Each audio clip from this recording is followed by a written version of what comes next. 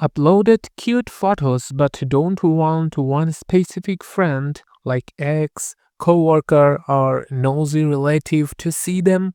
In this video you will find the best method that actually works to hide photos from them. No unfriending needed and they will never know. So let's make those photos invisible to them. Open the Facebook app on your phone, go to the photo you want to hide, tap on it to open full screen.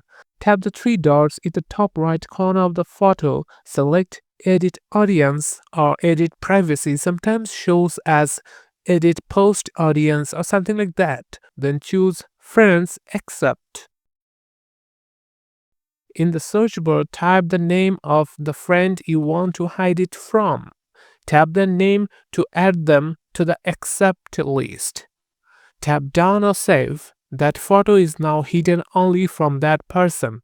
Everyone else still sees it normally. Repeat for each photo you want to hide. There you go, photos hidden from that one friend or a few without drama. If this privacy trick saved you, smash that like button and subscribe for more Facebook hacks. Thanks for watching.